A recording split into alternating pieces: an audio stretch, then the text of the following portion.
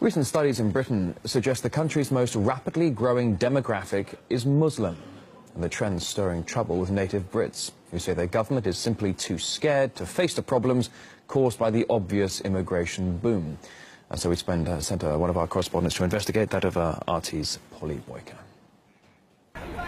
It's what Britain is known for, a vibrant, multicultural society. And it looks like UK babies are testimony to it. Sachini recently moved here from Sri Lanka.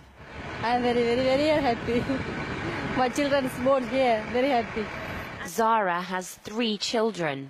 I was born in Bangladesh. They get good education, good living standard and everything. So yeah, prefer to live in UK than overseas.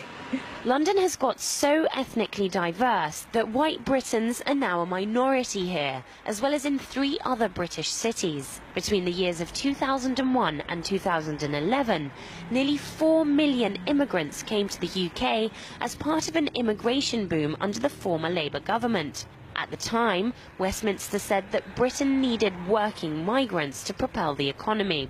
This is Tower Hamlets in East London. A third of the residents here are Bangladeshi.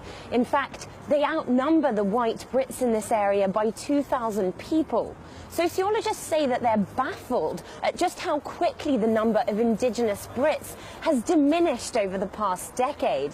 Some put it down to a case of white flight. They say that Caucasian Brits are moving out of the country's most diverse areas. The leader of the opposition Labour Party recently admitted that his party got it wrong on immigration. And to those who lost out, we were too quick to say, like it or lump it. The truth is the public were ahead of us in seeing some of the problems of migration because they were seeing them in their own communities.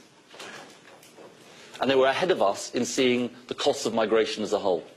Poll after poll shows that the people living here are worried about the speed and the size of the influx. I'm an immigrant anyway, but for my opinion, I don't think Britain need more immigrants at the moment.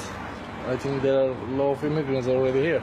Critics say the government is too frightened to address what Britain will look like in 50 years' time. It's going to look like Islamabad, basically. It's going to be a complete population change.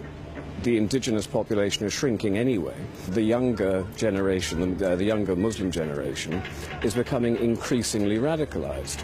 And I personally think it's going to lead to civil unrest in the, by 2025, 2030, possibly civil war. Demographers say that if immigration continues on a similar scale, the white British population throughout the country will become a minority after 2066.